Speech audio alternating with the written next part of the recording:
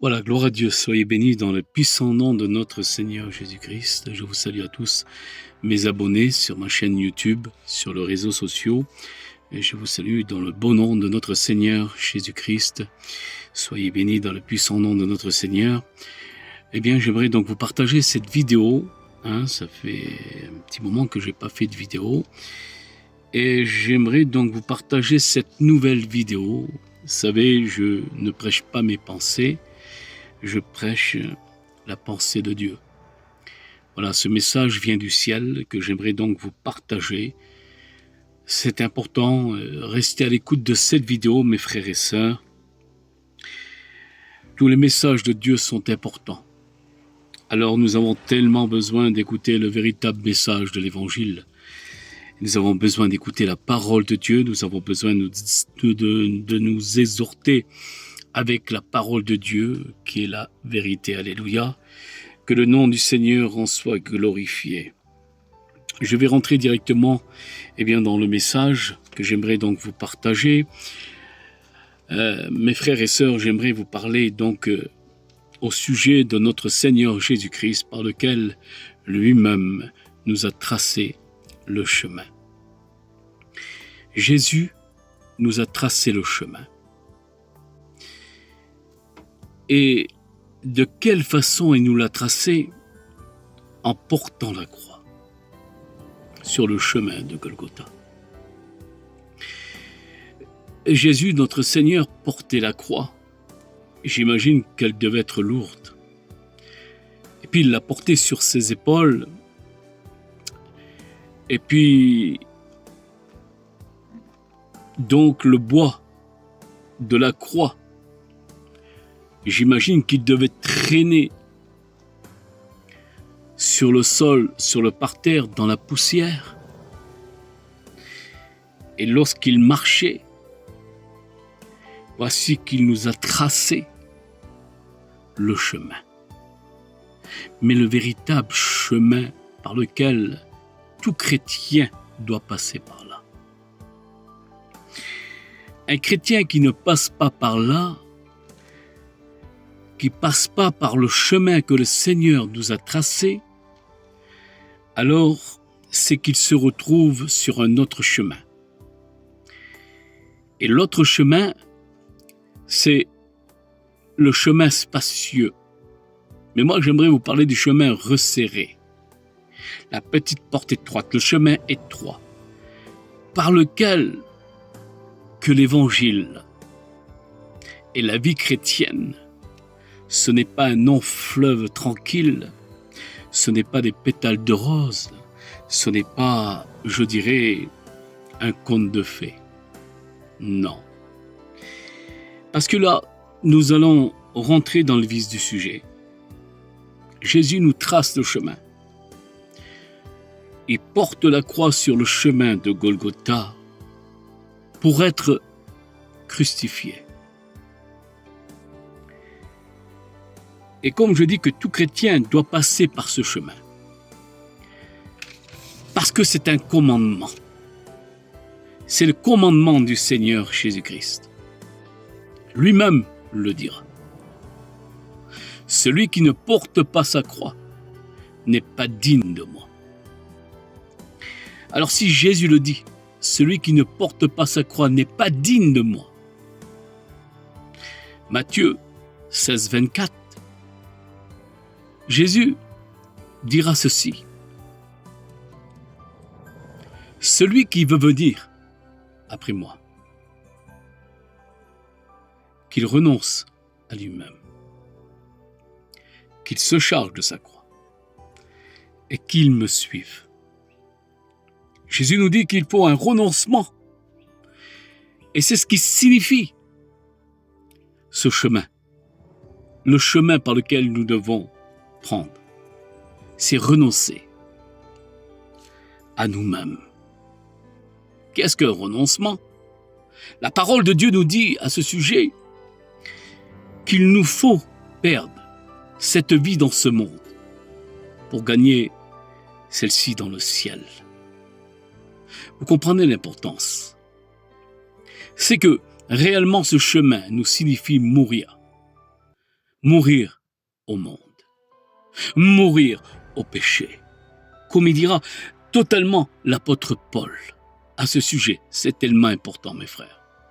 Il y a une évangile qui est fausse, qui court et qui a pris tellement d'ampleur, qui nous dit que tout le monde sera sauvé.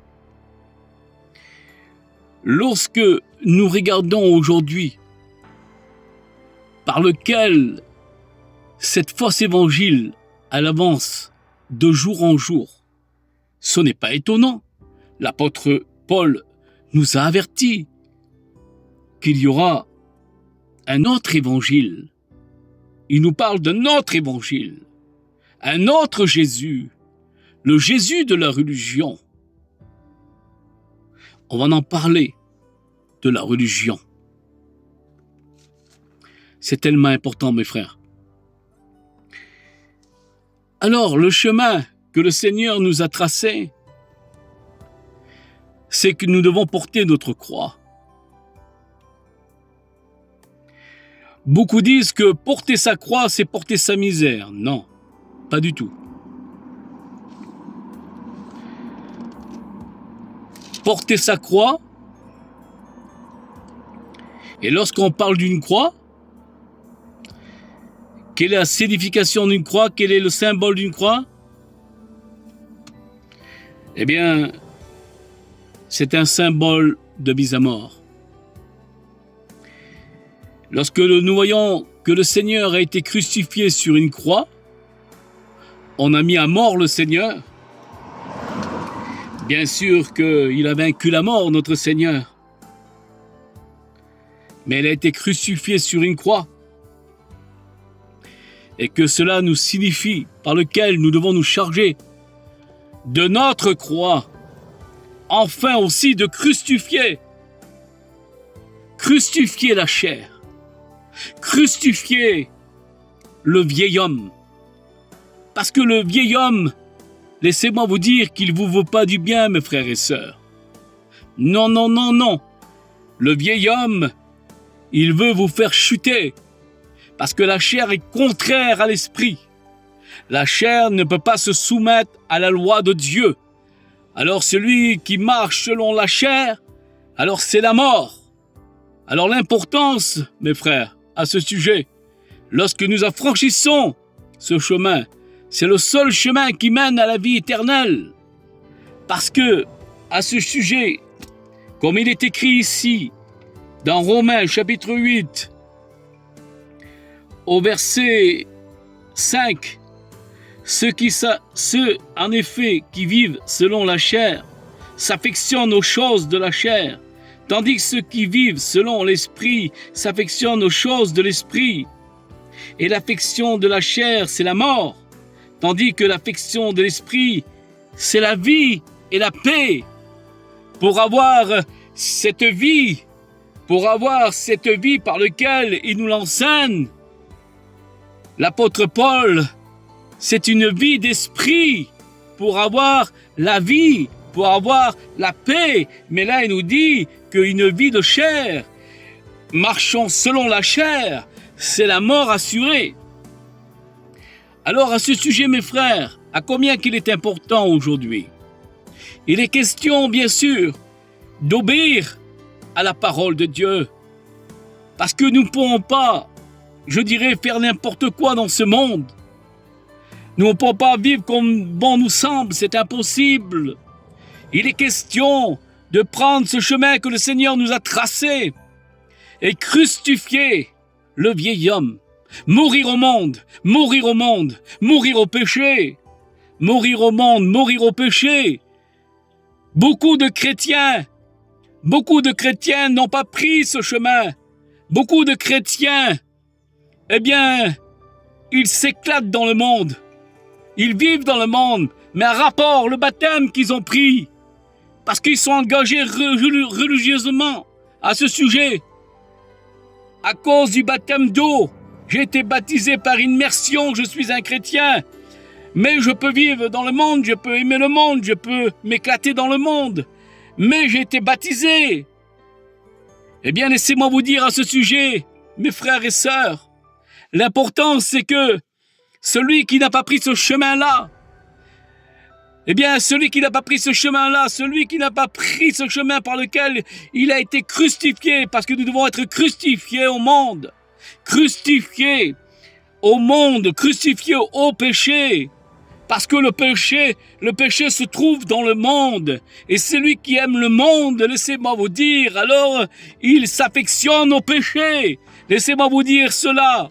Il est écrit dans 1 Jean 2,15. Il est écrit dans 1 Jean 2,15, n'aimez point le monde et ni les choses qui sont dans le monde. Et si quelqu'un aime le monde, l'amour de Père n'est point en lui. Alors nous comprenons à ce sujet-là que si réellement nous ne sommes pas crucifiés avec Christ, comme l'apôtre Paul le dit dans Galates chapitre 2 et verset 20, j'ai été crucifié, dira l'homme de Dieu, j'ai été crucifié avec Christ. Et si je vis maintenant, ce n'est plus moi qui vis, c'est le Christ qui vit en moi. Si réellement nous avons pris le chemin du Seigneur lorsqu'il dit « Celui qui ne porte pas sa croix n'est pas digne de moi », pour celui qui veut me suivre, il n'a pas dit le Seigneur « Prenez la porte large ». Prenez le chemin spacieux, il a dit non, pour celui qui veut me suivre. Alors prenez ce chemin que je vous ai tracé, un chemin étroit, un chemin difficile, un chemin d'obéissance, le chemin de la croix. Nous devons obéir au Seigneur, c'est une obéissance par laquelle nous devons passer par ce chemin, il nous l'a tracé le Seigneur, c'est le chemin de la vérité qui mène à la vie éternelle. Et laissez-moi vous dire à ce sujet, beaucoup de chrétiens n'ont pas pris ce chemin. C'est pour cela que je vous ai dit que la religion a pris beaucoup d'ampleur aujourd'hui. Lorsque nous voyons ce qu'il se passe dans les assemblées, aujourd'hui on ne prêche plus. Matthieu 16, 24, on n'en parle plus de cela. Aujourd'hui, eh bien tout simplement, c'est quoi? C'est quoi aujourd'hui? Eh bien, tout simplement, aujourd'hui, on parle dans les assemblées, dans beaucoup d'églises. Aujourd'hui, on parle que d'argent, on parle que de la dîme, on parle que ces choses-là. Mais en réalité, aujourd'hui, il est temps de dénoncer le péché. Il est temps de dénoncer le péché. Et à combien qu'il est important, mes frères et sœurs, de dénoncer le péché. Des vrais prédicateurs doivent dénoncer le péché dans les assemblées. Et cela, c'est l'évangile de la Bible. Vous savez, aujourd'hui, on nous dit, eh bien, oui, voilà, ma sœur, mon frère, eh bien, tu as péché, oui, je sais, tu t'es trouvé un petit peu d'allemande, tout ça, bon, ben, c'est pas grave. C'est pas grave, mais si c'est grave. Mais si c'est grave.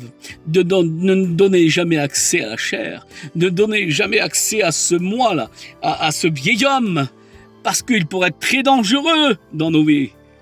Alors s'il est crucifié, il doit rester crucifié. Comprenez l'importance.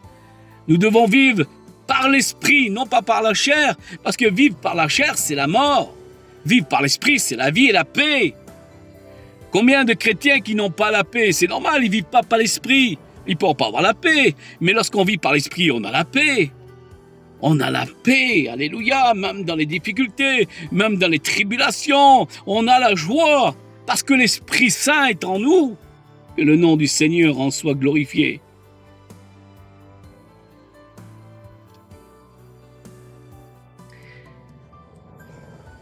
Au verset 14 du chapitre 8 de Romains, il est écrit ceci.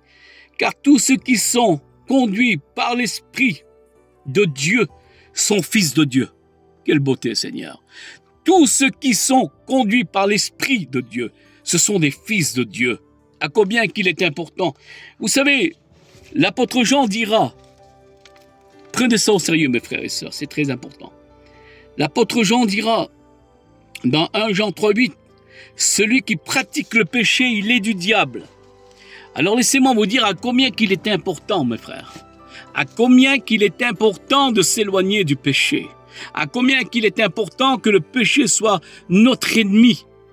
celui qui pratique le péché du diable, il dira l'apôtre Jean. Mais l'apôtre Jean, il ne s'adresse pas aux païens, il ne s'adresse pas à celui de dehors. Non, il s'adresse à l'assemblée de Dieu, il s'adresse aux chrétiens. Celui qui vit dans le monde, il pratique le péché parce qu'il aime le monde. Alors il est dans le monde, alors il pratique le péché. Et là, l'apôtre Jean dira, il est du diable. Imaginez-vous un petit peu, c'est pas moi qui le dis, c'est l'apôtre Jean. Ce n'est pas rien le péché. Imaginez-vous un petit peu le Seigneur, ce qu'il a subi à cause du péché. Parce qu'il est venu détruire les œuvres du diable, il est venu pour détruire les œuvres du diable.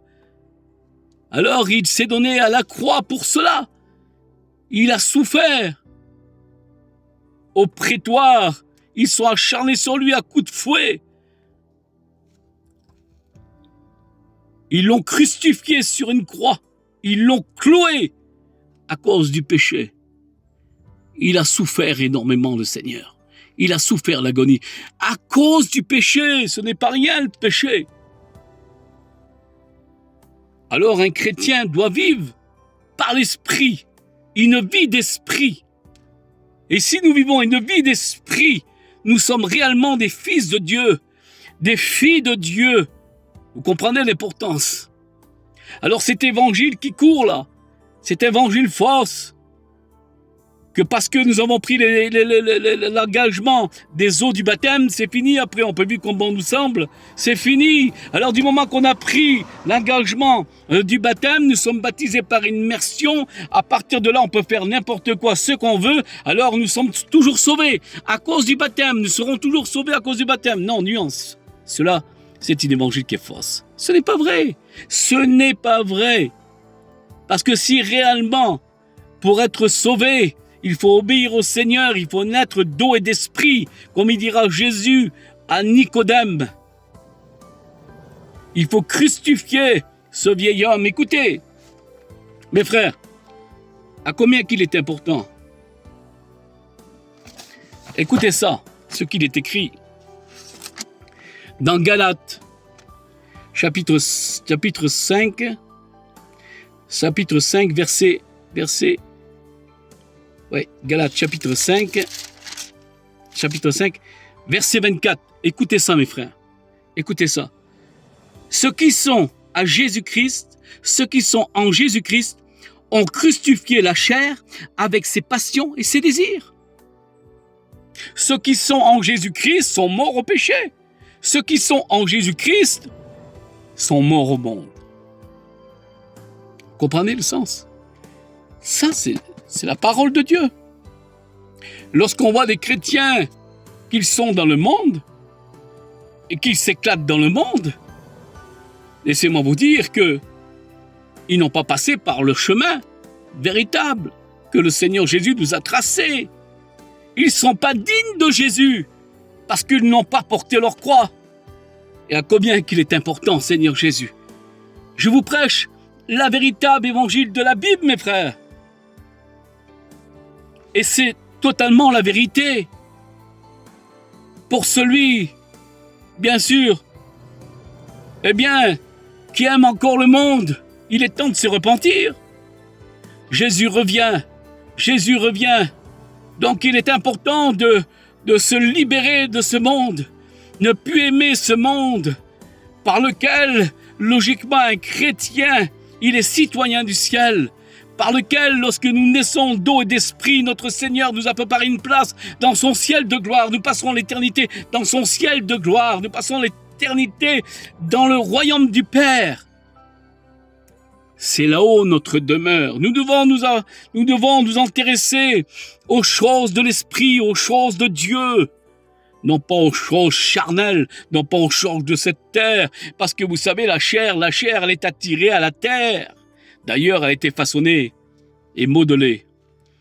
Avec quoi? Avec de la terre, la chair. Alors, laissez-moi vous dire à ce sujet, une vie d'esprit, quelle puissance! Une vie d'esprit, quelle puissance! Ceux qui sont en Jésus-Christ ont crucifié la chair avec ses passions et ses désirs. Et au verset 25, il dira ceci: si vous vivez, si nous vivons par l'Esprit, nous marcherons par l'Esprit. Si nous vivons par l'Esprit, nous marcherons par l'Esprit. Alléluia. Et marcher par l'Esprit, c'est marcher par la foi. Alléluia. Que le nom du Seigneur en soit glorifié à ce sujet. Lorsqu'on voit aujourd'hui cette fausse évangile qui court partout, cette fausse évangile que tout le monde est sauvé. Bientôt dans les assemblées, ils finiront un jour par chanter cette chanson du monde, nous irons tous au paradis. Mais non, c'est pas comme ça. Ça, c'est une évangile religieux, catholique. Comprenez? Tout le monde n'ira pas au ciel. Un chrétien peut-il perdre son salut? Oui, bien sûr. Du moment qu'il désobéit à Dieu et qu'il va pratiquer le péché dans le monde et qu'il laisse tomber le Seigneur Jésus-Christ, alors à partir de là, comment voulez-vous qu'il soit sauvé? Comment voulez-vous qu'il soit sauvé si de nouveau il pratique le péché? Alors il faut faire bien sûr à ce sujet-là un demi-tour sur soi-même et faire comme le fils prodigue. Le fils prodigue, il a fait un demi-tour sur lui-même, car il a été, lui, dans le monde, il a été s'éclater dans le monde, il était dans la maison du Père, mais il a quitté la gloire de Dieu pour aller où? Pour y aller se souiller dans le monde. Et lorsqu'il s'est souillé dans le monde, lorsqu'il a voulu ce qu'il a voulu faire, il l'a fait. Il s'est éclaté dans le monde. Mais après, il s'est rappelé que dans la maison de Dieu, il était bien. Il s'est rappelé qu'avec le Dieu Tout-Puissant, il était heureux, il était bien. Eh bien, à partir de là, il a fait un demi-tour sur lui-même. Alors, bien sûr, il est revenu sur ses pas vers le Seigneur Jésus-Christ. Eh bien, le Seigneur Jésus-Christ, lorsqu'il l'a vu arriver, bien sûr qu'il n'a pas rejeté. Alors, il l'a pris dans ses bras et il l'a aimé. Il l'a aimé. Et laissez-moi vous dire qu'à ce sujet-là, un chrétien, lorsqu'il désobéit à Dieu et lorsqu'il va dans le monde, laissez-moi vous dire, c'est faire pleurer le Seigneur. Parce que le Seigneur a payé tellement le prix à la croix. Quelle puissance, Seigneur Jésus. Son amour a été totalement livré sur le bois de Golgotha. Et à combien qu'il est important, mes frères et sœurs, à ce sujet. Le Fils prodige, il est revenu à la maison de Dieu. Mais il n'a pas fait 50 retours. Il n'a pas fait des va-et-vient. Non, une seule fois, il a quitté la maison de Dieu. Il s'est retrouvé dans le monde. Il est revenu à Dieu, mais il a demeuré avec Dieu. C'est ça l'importance. On ne fait pas des allers-retours. Des allers-retours. On ne jongle pas. On ne joue pas au yo-yo avec Dieu. Comprenez? C'est du sérieux, les choses de Dieu. C'est du sérieux. Alors l'importance à ce sujet, mes frères et sœurs, la véritable évangile de la Bible, pour être sauvé, bien sûr, il faut passer par une repentance véritable. Bien sûr que oui. Mais l'importance, le Seigneur nous dit de naître d'eau et d'esprit. Si nous sommes nés d'eau et d'esprit, nous marcherons par l'esprit. Mais celui qui n'est pas né d'eau et d'esprit, alors il ne marchera pas par l'esprit. Peut-être qu'il sera chrétien à cause du baptême. Il aura le titre de chrétien. Mais à ce sujet-là, il ne pourra pas marcher par l'esprit. Pour marcher par l'esprit, il faut naître de l'esprit. Comprenez l'importance? Il faut naître d'en haut pour marcher par l'esprit. Il faut crucifier la chair et ses passions et ses désirs. Pour être en Jésus-Christ. Mourir à ce monde. C'est ça un renoncement. Alléluia. Que le nom du Seigneur en soit glorifié. Nous devons se sanctifier, marcher dans la sanctification. Vous savez, aujourd'hui, on ne prêche plus la sainteté. Mais nous avons un Dieu saint, un Dieu pur. Alors nous devons la prêcher, la sainteté. Parce que nous avons un Dieu saint, un Dieu pur. Comprenez? Alors c'est important. Celui qui veut suivre le Seigneur doit marcher dans la sainteté, dans la droiture. Et cela, c'est l'évangile de la Bible. C'est le message que j'avais sur mon cœur à ce sujet. Vous savez, je dénonce beaucoup le péché parce que le péché, c'est mon ennemi. Un jour, j'ai fait un rêve. Et ce rêve, il m'a touché, il m'a bouleversé. Et dans ce rêve, je me retrouvais dans une église locale. L'église était grande. Et vous savez ce que je voyais? Parce qu'en fait, j'étais dans l'église et je regardais tout ce qui se passait dans l'église. Et je voyais donc les offrandes avec les corbeilles. Ils gonflaient. Et donc il y avait beaucoup d'argent. Je voyais beaucoup d'argent parce qu'il y avait beaucoup de monde dans ce local. Et tout se passait bien dans ce local. C'est ce que je voyais à la vue. Tout se passait impeccable. Mais le Seigneur me montrait en gros plan, eh bien, les offrandes, l'argent. Je voyais des choses matérielles et je voyais que dans cette église, il s'occupait des choses matérielles. Et puis d'un seul coup, le Seigneur, il me dit, regarde à l'arrière. Et à l'arrière de l'église, parce qu'il y avait beaucoup de monde dans cette église, je vois donc des chrétiens voilés. Et lorsque le Seigneur me dit de m'approcher, je m'approche. Et lorsque je m'approche, le Seigneur me demande de tirer le voile sur une personne. Et lorsque je tire le voile sur la personne, cette personne-là était lépreux. Lépreux qui représente le péché. Mais elle avait un voile qui cachait son péché. Et le péché était camouflé dans cette église. Et le Seigneur me montrait, c'est comme ça que je te veux, Jimo. C'est comme ça que je te veux, tu es mon serviteur. Je veux que tu dénonces de la façon que tu as tiré ce voile. Eh bien, c'est comme cela que je te veux, que tu dénonces le péché. Voici comment Dieu m'a parlé.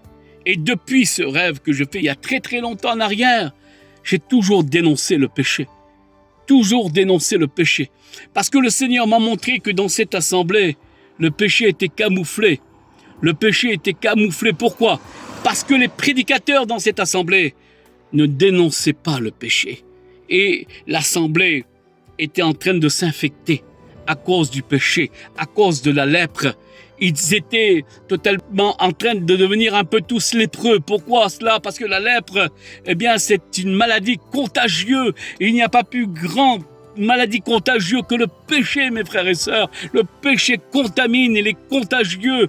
Et lorsque le péché n'est pas dénoncé dans les assemblées, eh bien, voilà ce que ça fait. C'est le diable qui fait son nid dedans, totalement, et qui s'empare de l'assemblée.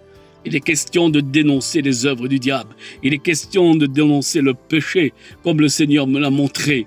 Aujourd'hui, ce qui préoccupe aujourd'hui, c'est la dîme, c'est rentrer l'argent dans les dénominations, dans les mouvements, rentrer de l'argent et toujours parler de l'argent, et de l'argent,